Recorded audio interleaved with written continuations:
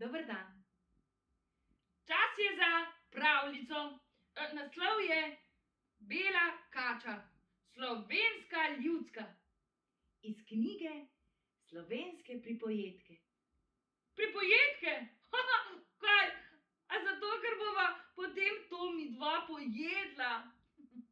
Ne, zaradi tega. Ampak zato, ker so poleg zgodb v knjigi tudi recepti. Recepti? Potem bova pogledala še recepta prav, ampak najprej zgodba, zato, da ne bom že takoj zdaj lačen. Torej, Bela kača. Nekoč je živela kmetica, ki je imela majhne otroke. Vsak dan je šla delat na polje, otroci pa so ostajali doma. V skledo jim je nalila mleko, da ne bi bili lačni. Vselej so vse pojedli, zato jih je mati hvalila, da so pridni. Otroci pa so rekli: "Saj ne jemo sami. K nam hodi jest tudi lep ptiček."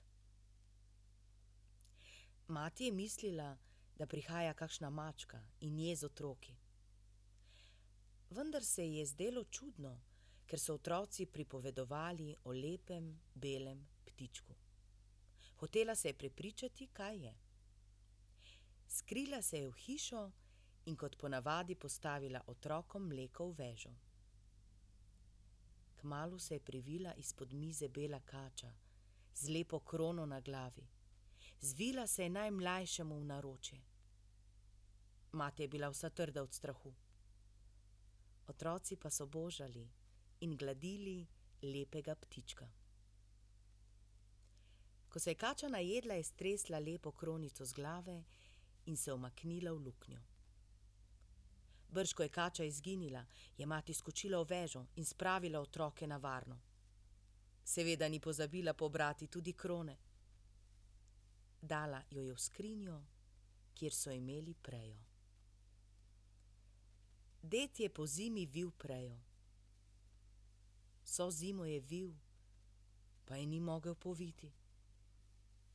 Žena si je mislila: "Kaj neki more to biti? Ima morda krona tako moč?" Da bi se prepričali, so krono vzeli iz skrinje in preja je bila kmalu povita. Nato so dali krono v žito. Merili in merili so žito, pa ni nikdar pošlo. Tako so dajali kronico tudi k drugim rečem in v kratkem času si je hiša tako opomogla, da je bila najpremožnejša v vasi.